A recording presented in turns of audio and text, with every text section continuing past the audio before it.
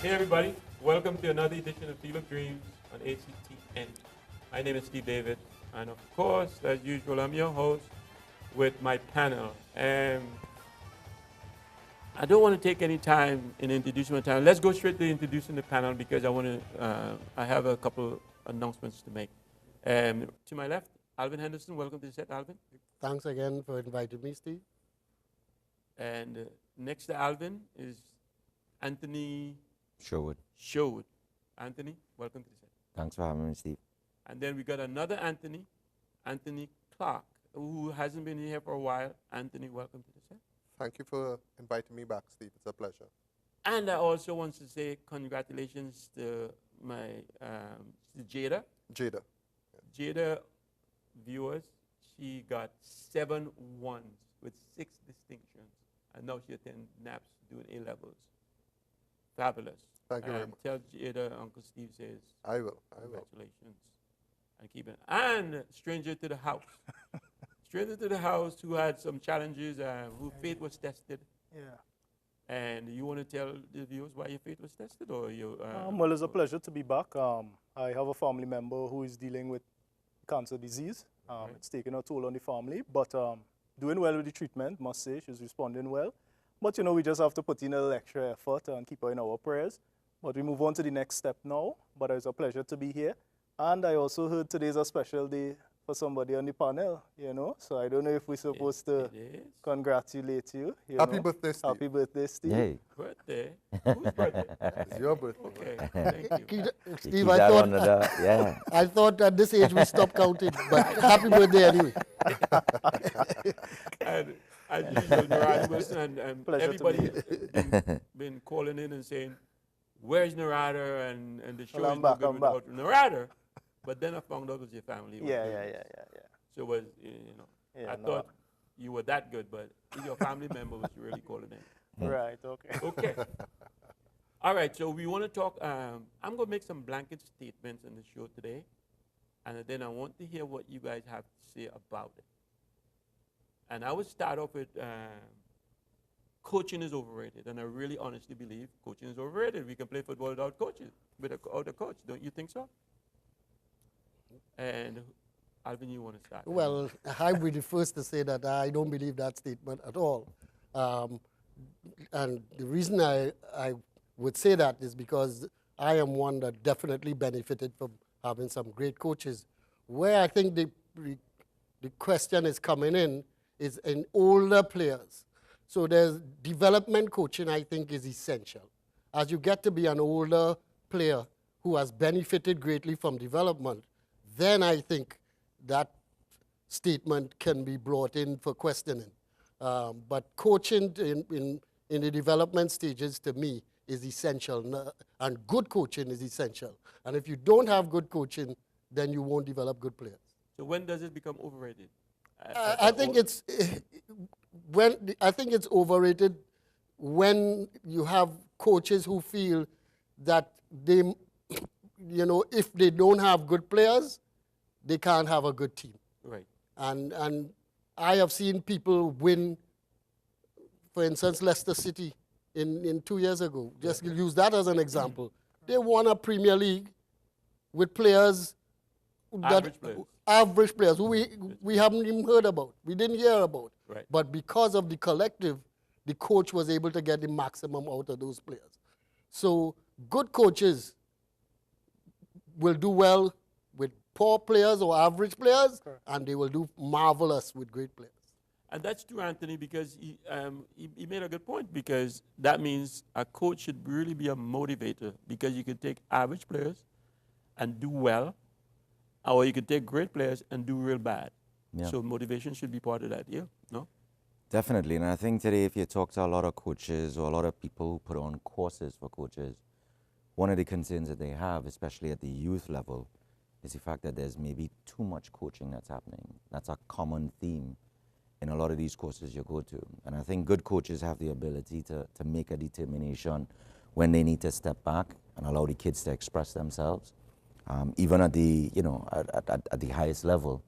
I look at Zinedine Zidane and I almost get a sense that he is one of those coaches who really believes in his players and he allows them, sometimes the freedom to express themselves out there. But I think it's one of those, never-ending debates. It's something that we are always challenged with every day in our sessions. When do you just step back and allow them to figure things out themselves, more so than us providing, maybe too much information in some cases. So yeah, I'm here nor there as it pertains to that. I am totally against that statement. You see what the definition of coaching is in the first instance. Are we just speaking about football aspects of, right, football? Because coaching takes a broad spectrum, right, for me. In dealing with the different personalities of players to motivate them, you can't motivate all the players the same way. Some players you'll be able to motivate them by shouting at them and, come on. Other players you have to be more subtle and, right, and be able to speak to their personality. So in terms of which spectrum of coaching you are speaking about, that is an issue. If it is that I need to, let's just speak about motivation, that is so important. You need to understand the personality of the individual before you can get them to be motivated. Coaching also comes in if you don't have proper students of the game or players who can't analyze the game well, especially their opponents. That's another aspect of coaching that you're not really trying to coach the person's skill level, but you are trying to coach the person's intellect. Look, this player is going to come down on a lifestyle, he cuts into the right and then cuts back out on the left, and you are making the player aware of what the opposition is doing. So it's not actually coaching the person themselves, but different aspects of the game that you are highlighting to different individuals. And I would look at the coaching in a broad spectrum rather than just the skill level. So from the development stage, as Alvin said, yes, you need a little more skill development, teaching players how to, control and so on. And as you advance with the experience of the player, the coaching's supposed to change. How you coach is supposed to change. Coaching even goes into the personal life of the individual, right at different stages. Take, for example, secondary school football. At that stage, yes, you're doing some technical, but the amount of problems kids have with their school as well as football and that is a different aspect of. So the coach is now, right, someone that has to be a multifaceted. So I don't agree with the statement. I am just saying that maybe technical coaching is irrelevant at a certain stage, but coaching in itself continues as you grow. Let me give him another chance to say what he has to say. I was trying to see, if I could find a way that we could find some points to support the question. I think in a broad sense, I would have to agree with Clarky. I think, and with Anthony, in terms of at the development stages, I think coaching is important, because they still have to understand where their strengths and weaknesses are. You still have to develop certain things. But I believe by the time you cross a certain threshold, it may be more just managing. And I'm just using, as in the English league where they call them managers. You're really just man managing. There's not much you could teach a Cristiano Ronaldo to do that he doesn't already do on his own or already have mastered. So I think it may be that I think sometimes even in the Caribbean or maybe in Trinidad, we expect the coaches to work some sort of miracle, but the reality might be it's just the players that falling short. So he shouldn't really be there trying to teach a player to play a particular position at that level, You have to get it right on the ground. I think that is where the emphasis is in Europe. They always put some of their best coaches at the academies working with the youth because for them, that is the important stage. After that, it could be a hit and miss. You could get a guy who does well. You have a Jose Mourinho who did well at one stage, and then he goes to another team, and you might be seeing some difficulty.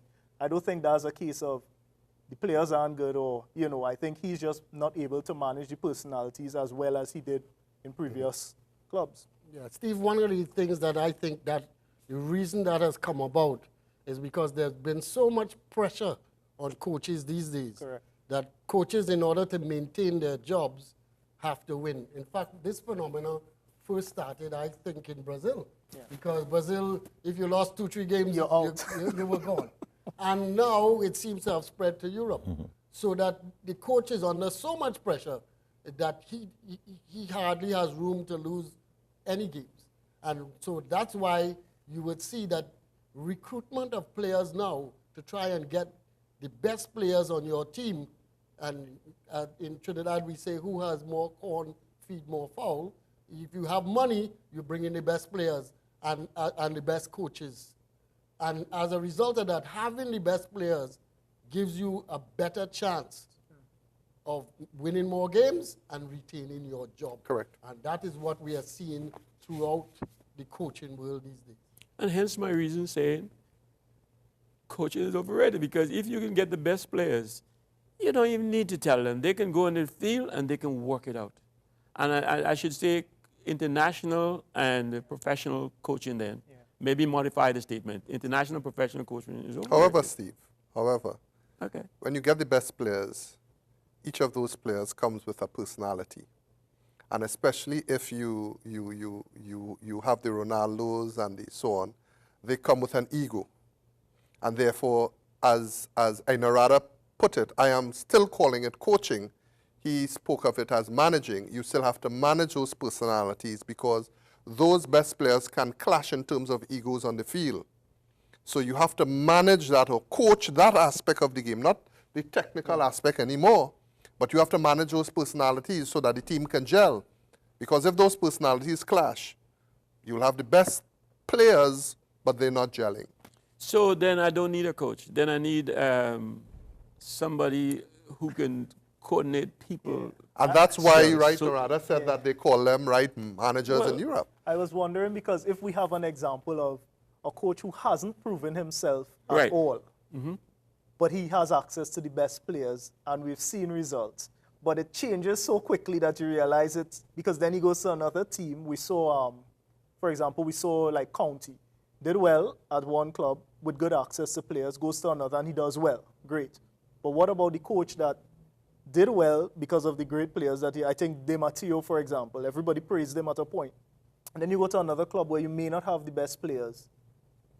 They didn't win. So was the question that he isn't a good coach? You know, or was it because he had great players? I can give But you I an don't know if example of we- a different way, though. You know? David Moyes.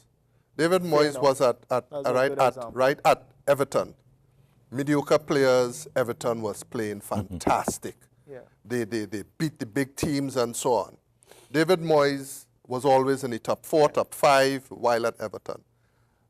He got promoted after Alex He goes right, behind Ferguson left, Manchester gone United. Manchester United, but you have big personality players there. Right. You don't have the mediocre players that had seen him as a great intellect of football. And you went there and he totally flunked. Yeah. But I think that we could see, which shows the management side. But have we seen the reverse, where a nobody coach went to a good team and did well? Because then that would show that the emphasis. So I think coaching is still very important, because we have the examples of where managing could work and it can't work. But the coaching side of it, I don't think we have an example of a mediocre coach who went to a great team and did extremely well. I think that is the hard part. We seeing Moyes, but we saw him do well at a mediocre team, and when he went to a good team, he didn't do too well. That is a personality, that is managing was the problem, not him having to get the players to reach a certain level. So I think because of that, we have to see that coaching is very important in football. It probably isn't overrated. You see a coach on the line and trying to confusing players in the field, man. I hate to see that. Confusing them, and the player looking to see what the coach saying. It's crazy. Let them work it out. That is not true, Steve, because sometimes as a coach, you would see a trend happening in your team long before your players see it. I am seeing a trend where the overlapping right back is getting down my right side. And he's done it once. He's done it twice. Am I going to wait until halftime to correct them? No. I'm going to correct that problem now on the field. I agree. And so you correct the problem. Right. Sometimes you say you might see the coaches too often. But Right. there are problems that a coach might see long before the players themselves see it on the field. if you have a good captain, the captain often would see it. Yeah. That's why we Right. talk about captains in the Right. past. That's why I like my captains watching from behind. But coaches often see problems that may be occurring. They're supposed to see, good coaches, long before they may occur. They see a trend happening, and they want to break that trend by counteracting that trend long before it happens. And I see coaches, they coach the whole game. They're more tired than the players after they come home. It's interesting, Steve. I had a technical director, a guy I rated heavily in the US, an Argentinian guy. And one of the things that he always emphasizes is that if you've done your job during the week, the truth is there's not that much more that you should be doing while the game is being played. I agree with that. And it always resonated with me because I sometimes felt like he was trying to say, well, maybe you're not doing enough, or the areas that you're leaving out during the week, you know. But it's something I bring to, you know, to present day, you know. Can we get the kids to the point, or the players to the point where they have a really good understanding of what should be happening on the field, that we're not required to be on the sidelines directing every maneuver. Correct. Right. Especially with the kids. It's easier said than done, obviously. No. It's easier said than done. It's easy to get done, it's just, especially with the kids. I mean, the kids especially, the adults can handle you. They're like, yeah, right. They're doing that, but in their mind, yeah, right. But the kids is like, they keep running and looking at the coach. Yeah. And they're confused. True. But I tell you what, let's take a break. But when we come back, I have another statement to make, and I want you to think about it. Formation is overrated, because we have all these 1, 12, 9, and all kind of crazy formations. Let's talk about that when we come back. Viewers, we'll be right back after the short break.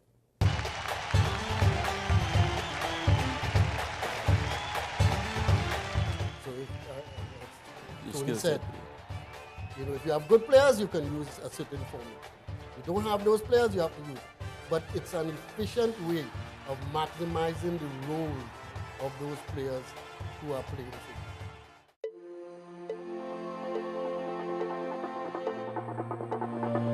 We are inspired.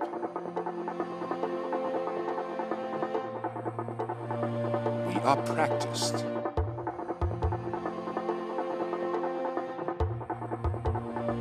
We learn.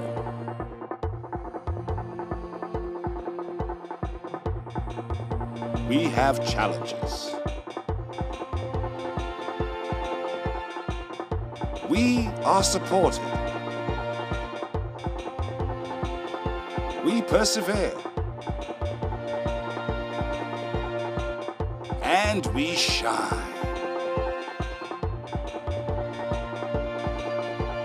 This is our commitment to you.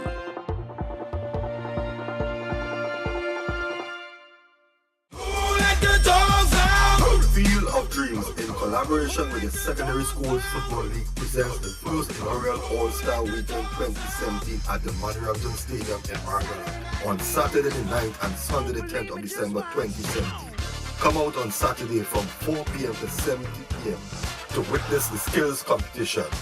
See the 60-meter dash, team relay with ball, juggling competition, penalty shootout, and much more. Sunday at 3 p.m. vying for the Field of Dreams Challenge Shield. The North All-Star battle the South All-Star. Admission free of charge. Come see the best of the college players for 2017 in action. Don't miss this one. Don't believe me, just watch.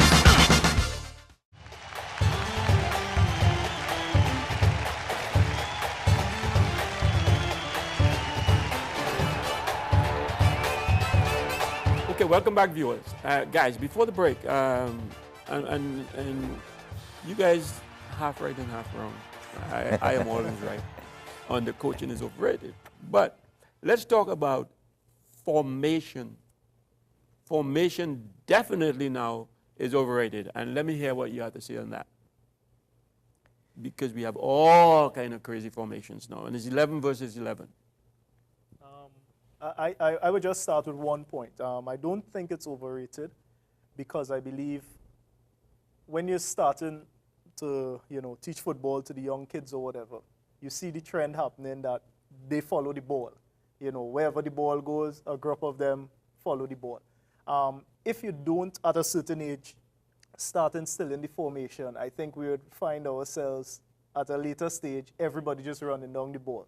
So I would just start the discussion by saying we need to have the formation in order to divide positions, to give footballers or players the understanding that everybody doing one particular job or trying to do a few tasks is not necessary. It's not, it's not the right way to manage the game. One person could attack someone and close down a play to disrupt that person from even considering that side of the field an option. Without that, what we would have seen is persons doing unnecessary work. We might have seen 2 or 3 people go in a particular direction that you don't need 2 or 3 people there. So that's my little start on it. Anybody else? Well, I mean, these are some hard-hitting issues, Steve, because it's something that you're constantly discussing, especially the guys who are involved in the football or whatever. I spoke to Russell Atapi, for instance, on Sunday after an event that we had. And this was the exact discussion that we were having, because it seems like he almost feels like, and I agree with him, we've all, for instance, as it pertains to a way forward, we've all, as coaches, got to figure out, one, the quality of the players that we want, which will allow us potentially to play with a certain formation or a certain approach. I prefer to use approach, because I think the quality of the players that you have could determine the sort of approach that you take. If you've got at the under 15 level, he is the under 15 coach, you've got a fantastic group of players there, it means that you can focus a bit more on what you're doing going forward, for instance. Whereas maybe in his situation, he feels like he's got to focus a bit more on just the defensive aspects of the game. Mm-hmm. So I think the quality of the players will always, for me, determine the sort of a formation that you're utilizing or the approach in general that you're taking. But what I will tell you is that a bad formation could result in you becoming seriously exposed against good teams. You could almost appear naive in some cases because of the formation, a bad formation that you're using against good teams. What I would say is that good formations or formations give you the most efficient way of playing the players that you have in your coaching group. That's it. So if, as Your Tony skill said, set. if you have good players, you can use a certain formation. You don't have those players, you have to use it. But it's an efficient way of maximizing the roles of those players who are playing for you. And it's important to look throughout history to see that we evolved from a predominantly very attacking formation. People, when you tell people about the WM formation where they played with 5 forwards, people say 5 forwards. Yeah, right. To what we have now evolved to now, in a 1 forward system, they can't believe it. A lot of that had to do with the fact that, again, you were playing to make sure now that you won. And the Italians with the Catenaccio system, because it was so ultra defensive, they won a lot in the early parts of the World Cup and whatnot because they had a purely defensive system, and more people started becoming defensively oriented, and their formations became defensively oriented. We are now going back and evolving, and I think I spoke on this program recently, that I see now that we are heading back the other way, and where we are going to have less defenders and more midfielders and attacking players because of the fact that coaches are now willing to take more chances and play more attacking football, and they're realizing that with the less attacking players on the field at present, you can now stick a few more people in the middle of the field and eventually stick a few more up front. So I think it's an evolutionary process based on the fact that you're trying to find the most efficient way to play the players that you have. Well, it's because, though, now everything is in the middle of the park. So there's nothing in the back or up front. So all the football is happening in midfield, which is away from the goal. people get bored. Football is not fun no more. People sit like this watching the game.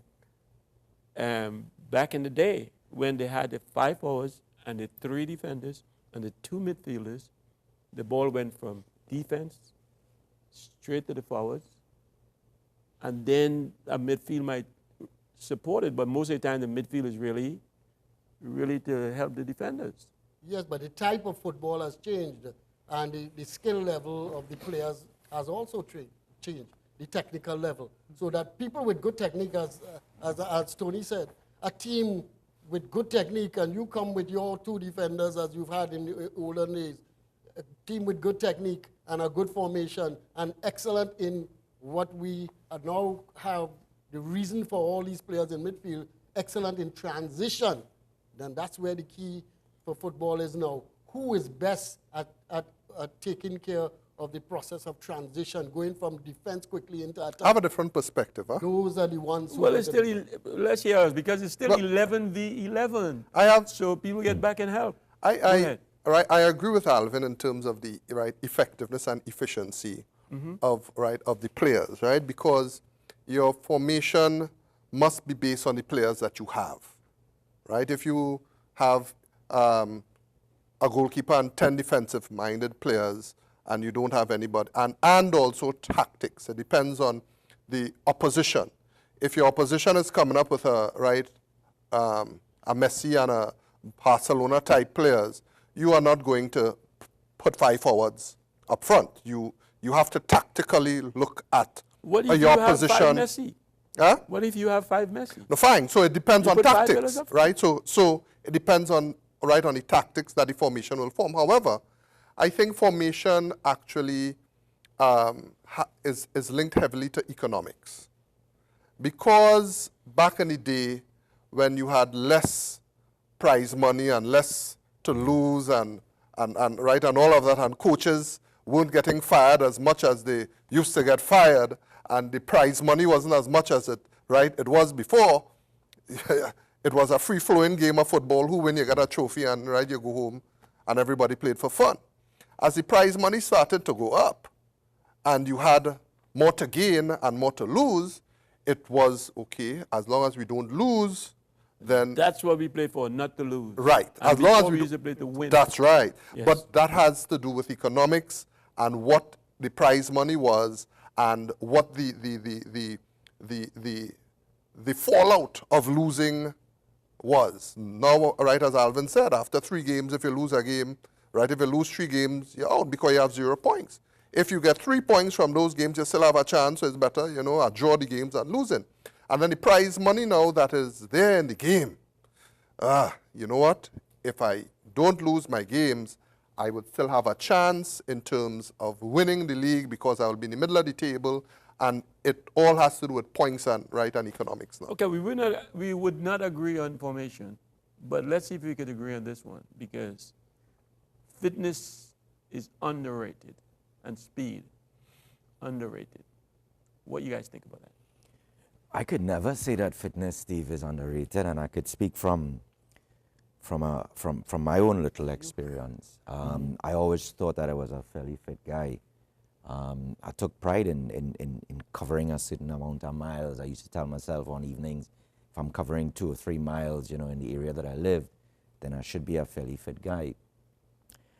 When it became really apparent to me that there's a difference between what I perceived as fitness and what world-class fitness was all about, was at a U20 World Cup. The first game that we're playing is against Australia, for instance.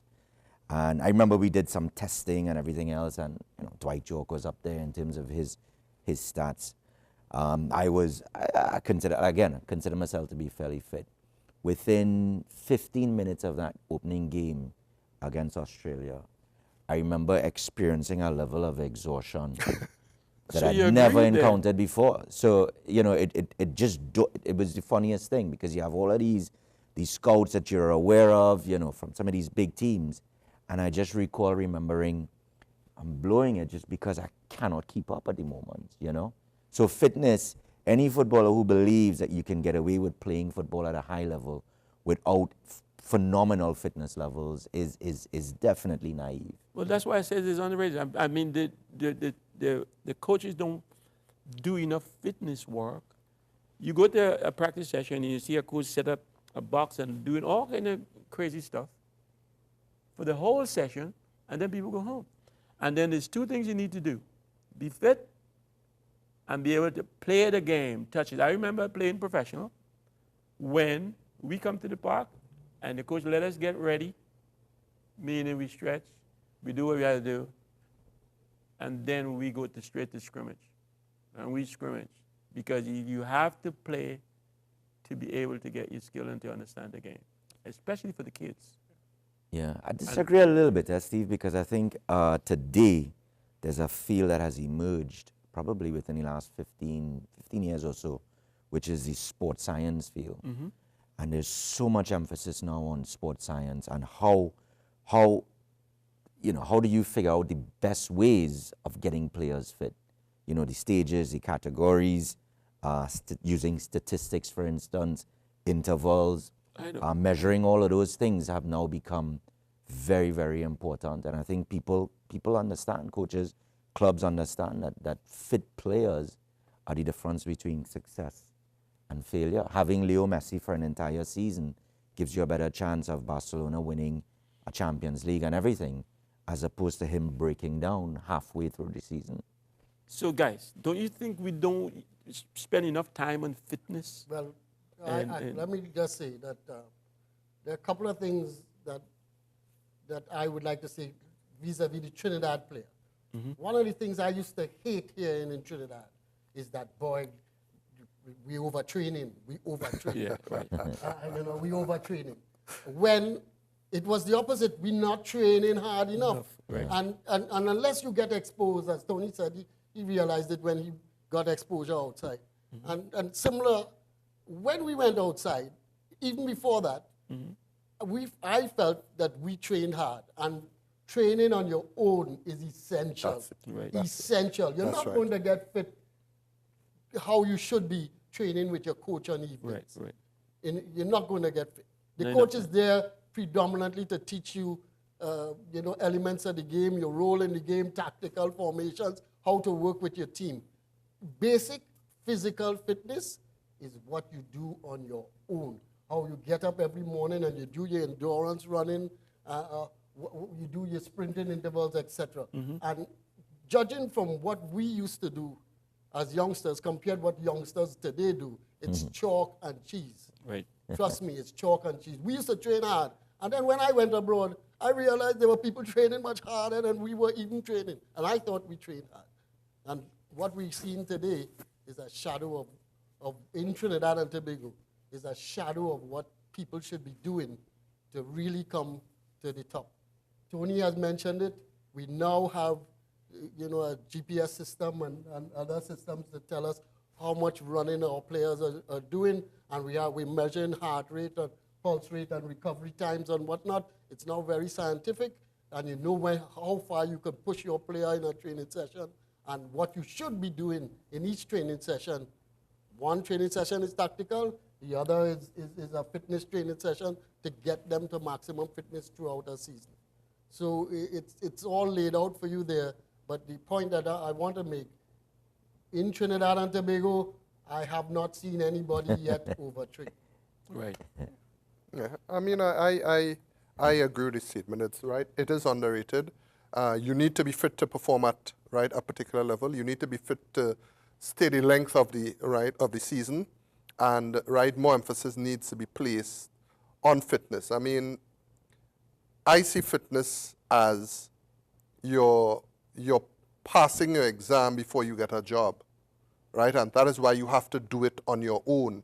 Right. You have to study on your own. It means you have to train on your own. Because when you go into school, you're just getting, the syllabus, But you have to do extra work, right? That's why you go for extra lessons and you do all of those other things to pass your exam.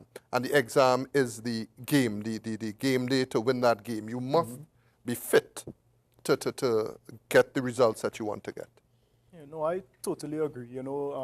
That is underrated, especially more so in Trinidad. I think what shows is that most of our athletes, and I have colleagues who were in that situation when they went abroad on scholarship, the first thing they complained about is why they were doing so much running for such a long period of time. They didn't see the ball. When they went up in fall semester, all September, October, they're still running and, they're not doing much of the ball work. And I think why I always emphasize on fitness is that if you see two players on a field, both equally good in skill, if one player is able to continue running for a long period of time, eventually the guy who's not able to do, every skill set that he has, it just dissipates. It disappears one time. He can't shoot the ball. Just as Anthony said, that feeling he got, you'd realize you can't cross, you can't take a shot, you can't head, you can't go extra mile. And the guy who could continue, even if he's less skillful than you are, he just has to wait until you break down, and he could easily take that ball and do whatever he has to do. So it's something we have to emphasize a lot more in Trinidad. Yeah, one last comment that I would like to make on fitness. We must make a distinction between fitness and game fitness. Correct. All right, I think Yeah. you can be very fit and physically fit, endurance levels, Correct. your speed and etc. And not match fit. And you're not match fit or game fit. To be game fit, you have to play games. And you must be involved in playing games. You made the point, it's important for a young man to be playing. That's the only way you become game fit. And game fitness is totally different from the type of fitness that we've been talking about. And you know what? Fitness is really recovery. How fast you recover. How fast you recover. Yes. And that is all it is. But so we just have to work ourselves and then recover fast. I remember playing, I said, in a couple of weeks, I think I could get myself fit enough for games. And there is things like shuttle runs and stuff that will get me fit. So I know the things that will get me fit to play the game. So people know themselves. So goes back all the way back to coaching is overrated because I come with my game. And the coach doesn't have to tell me. I mean, you could tell me, well, Steve, instead of going right, you should go left in this situation, and I should have to be able to see that myself. So anyhow, let's take a break, and when we come back, I want us to talk about speed, how important the speed is to football. Viewers, we'll be right back after the short break.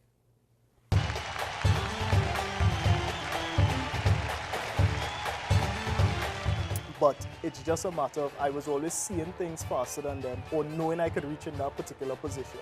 And I used to like to compare with Theo Walcott, who's a very quick guy. And a lot of the goals that were scored in Arsenal, the times when he was playing, was actually for him to run off.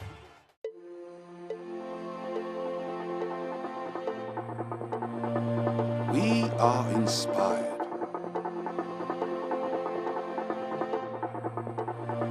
We are practiced.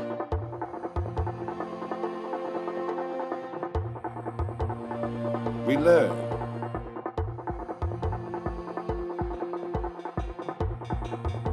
We have challenges. We are supported. We persevere. And we shine.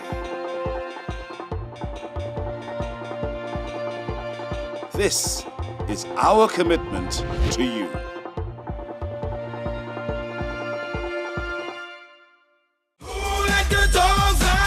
Field of Dreams, in collaboration with the Secondary Schools Football League, presents the first inaugural All-Star Weekend 2017 at the Manirabdon Stadium in Argyle on Saturday the 9th and Sunday the 10th of December 2017. Come out on Saturday from 4 p.m. to 7 p.m. to witness the skills competition. See the 60-meter dash, team relay with ball, juggling competition, penalty shootout, and much more. Sunday at 3 p.m. vying for the Field of Dreams Challenge Shield. The North All-Star battle the South All-Star. Admission free of charge. Come see the best of the college players for 2017 in action. Don't miss this one. Don't believe me, just watch.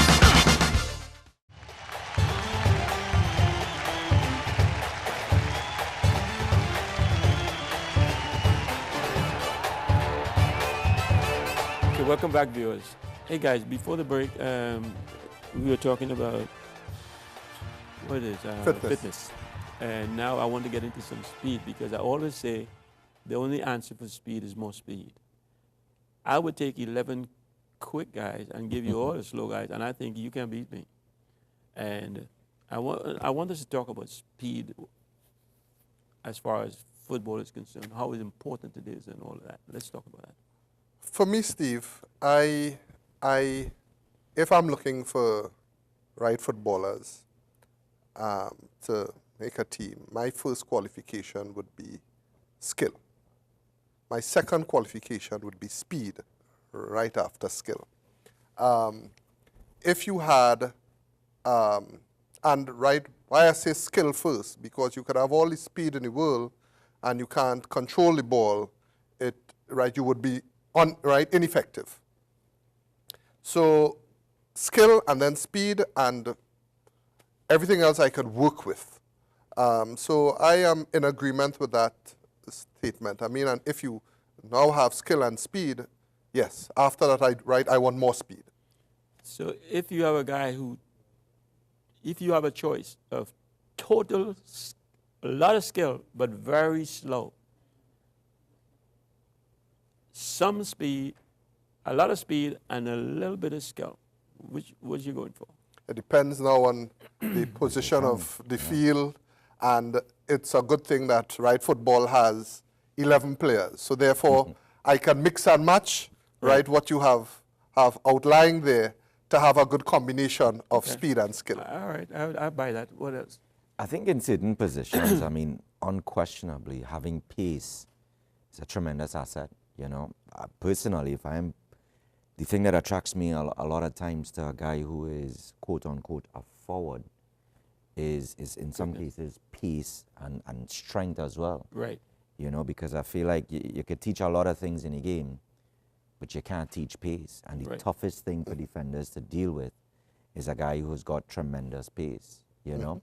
One of the mistakes a lot of coaches make, however, is that you find guys who have that kind of pace, but they're not teaching them different aspects of the game, you know. So at a certain level, you know, the players are going to be good enough, they're going to be able to deal with it. But pace is, you know, a tremendous asset to have. I totally agree. Speed is extremely useful to any football team, and definitely people in wide positions on a football field and forwards up front. Speed gives a coach the ability to change his tactics widely. Correct. If he has people with speed on the team. One of the things that I always caution people about is that speed is not necessarily the ability to run a 100-meter dash. Right. You know, because to tell you the honest truth, I feel everybody would pass me at 50 meters when I was playing. But certainly they're catching me. And the first 10, that's right. And to me, in the first 10 meters, 5 of which are in your head. I keep on saying that all the time. Because if you can anticipate, and your knowledge of the game is such that your tactical awareness is that you get to a position after reading the situation, before the defender, that speed is in your head, you've read it, and that first 10 yards is yours. So where there are certain qualities of speed that especially forwards or players all about need, and anticipation to me is speed that's inside your head that you bring to fruition out on the field. One of the things about speed too is that it allows the coach the ability to spread the game out on a field. He can push his forwards, push defenses backwards so that his midfield players who might have been now closed down by tactical defenders, his midfield players will have more room and time to play because the speed up front is keeping the defenders honest on the other side of the field. And it's important, as I said, in wide players, because wide players, given room on the outside, can take defenders on, sometimes bring extra defenders to that area because of their pace, and then open up the field on the other side for players to come in and try and get into the attacking third or score goals. And look at the players today. The good players, they all have quickness. And as Alvin says, 10 yards. That's all you need. That's right. You drop your shoulder on one side and you go into 10 yards. You're in. No, I'm in total agreement. I like to use the example with that is that I was fortunate enough when I played at university in Brazil that the Brazilians are not very quick. Quick. You know, they're not this big thing on speed. They actually think it's all about let the guy come to you and wait. And the coaches would always be like I'm running too much, or why you always going so fast or whatever. But what I've realized is while I was playing there, we used to win because a lot of my goals were just because of lapses in the defense. The defender would be there waiting, and I might have gone quick enough, and I would just get the ball. Now, they could have been better than me, and I think a lot of the guys on the team were. But it's just a matter of I was always seeing things faster than them or knowing I could reach in that particular position. And I used to like to compare with Theo Walcott. He was a very quick guy. And a lot of the goals that were scored in Arsenal, the times when he was playing, was actually for him to run off the ball. Sometimes he would make a wronger guy, but it's really just to distract the guy, to go with him, for the other guys who may be a little slower or a little more technically sound to actually score the goals. And I think once you had that speed, like, you know, in the example you used with the little skill and a lot of speed, I think in the wide and the attacking positions, it is something that is very much a benefit because I was talking about a lot of tap-in goals. I had guys, they would hit the shot, the ball would ricochet, but I know the defender was going to think it was going to go out.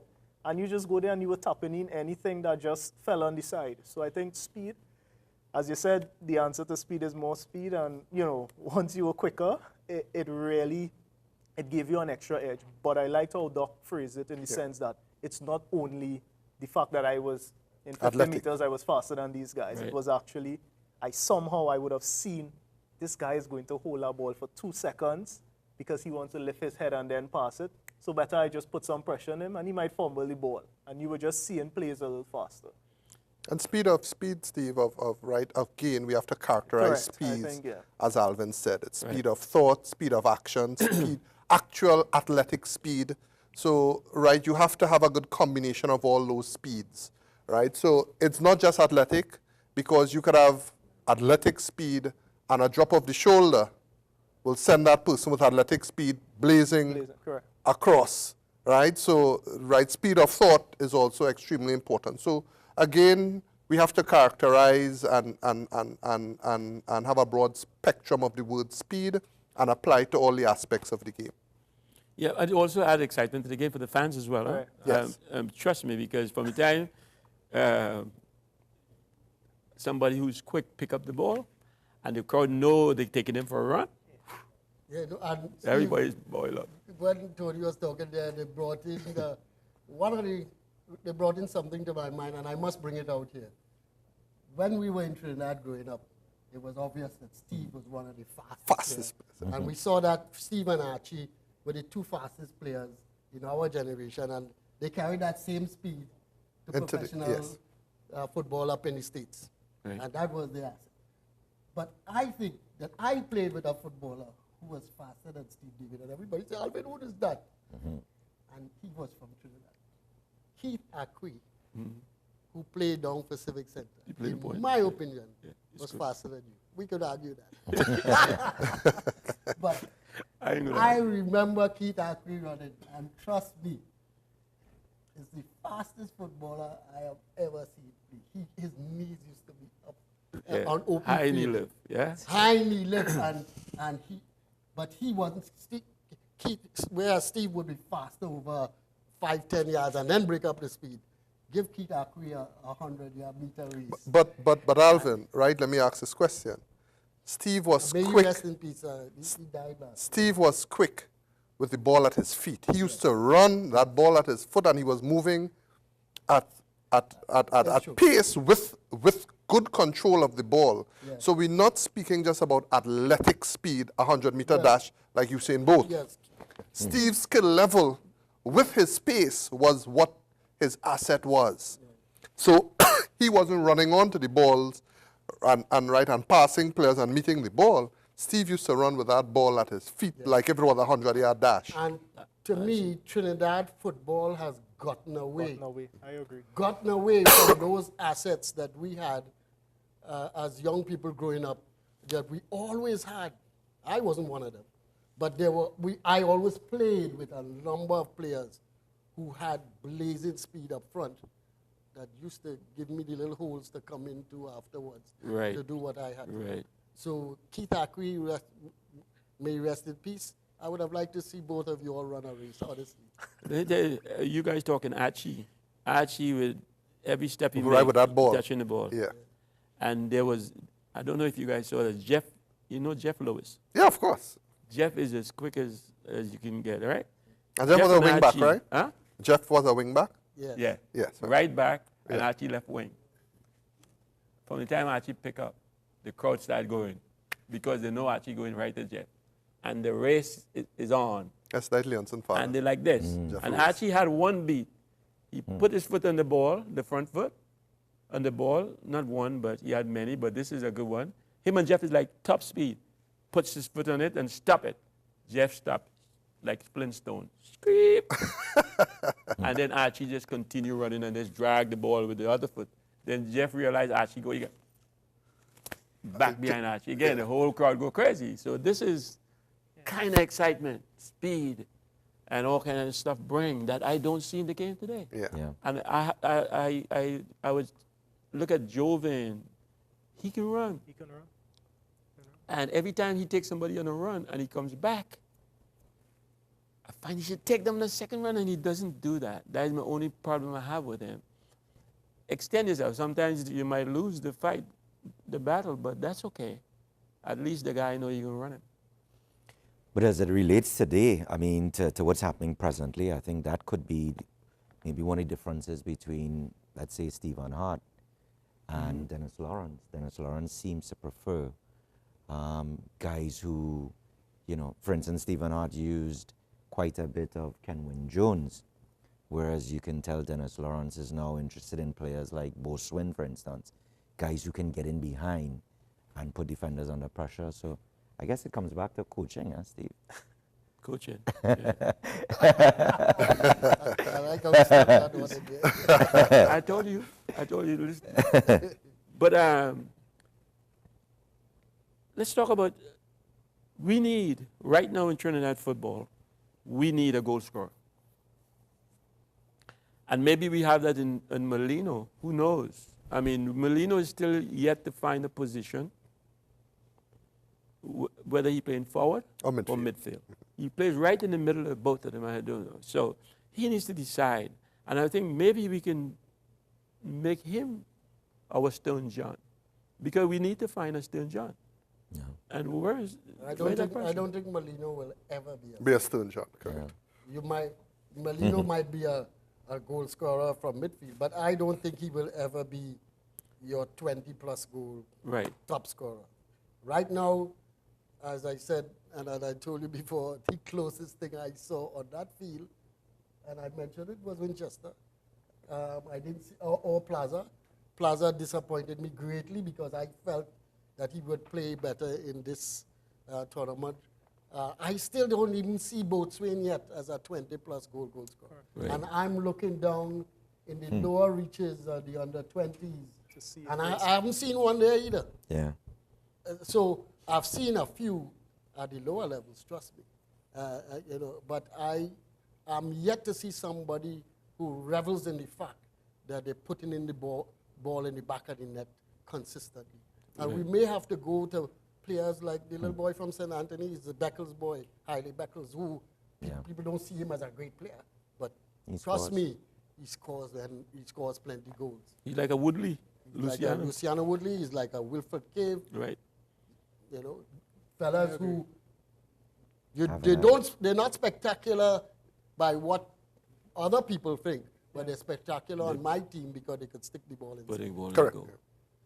So I totally agree. Just to support Doc on that, it's something I think if we're not careful, we're going to probably not have that type of player for the next 5 years, because there isn't any at the moment.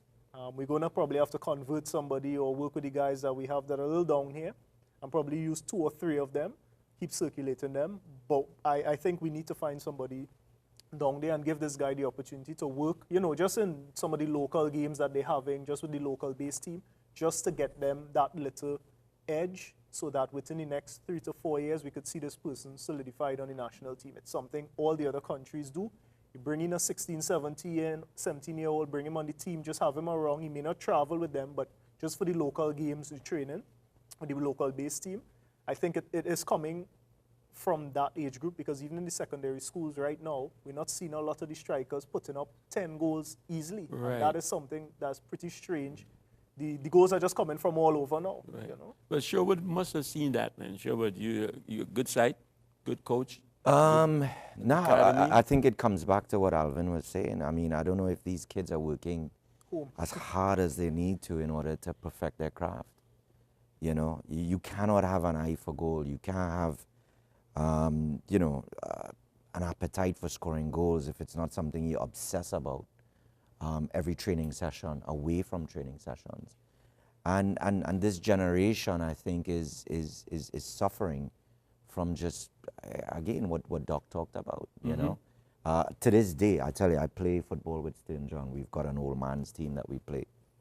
And every single game that we play, Stern John wants to score. And he's aggressive. And he's going to hammer everybody who comes up against him in order to get the ball back in the net. That's it. I think You one know, of those and things it's as- a mentality, you know. Right, I think one of those things as well is right, what we call formation is affecting that skill level or ability to because as the game went back from 3 forwards, from 4 forwards, from 5 forwards, back to now 1 striker, the emphasis on the ability to put that ball in the back of the net is actually dwindling.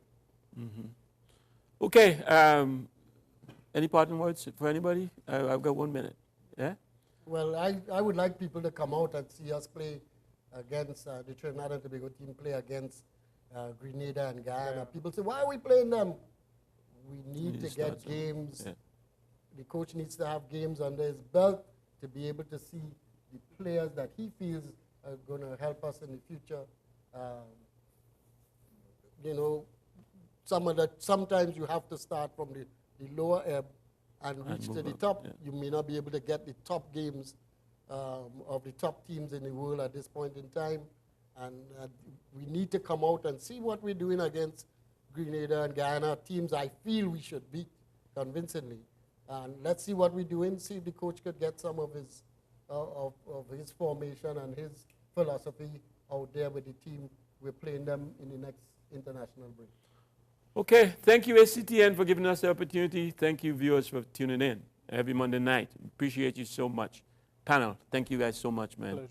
Always appreciate you, even though you guys didn't agree with me on most of my stuff, but that's okay. I can deal with that. All right. We do have a Facebook page. You can check us out. We do have an email address, fieldofdreamstt@gmail.com.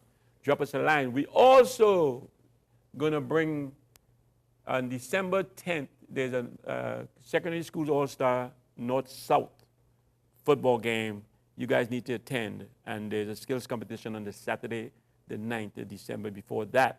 Make sure you attend, viewers. We want to see you guys all there. The show has ended. Go in peace. I'll see you next Monday night. Goodbye.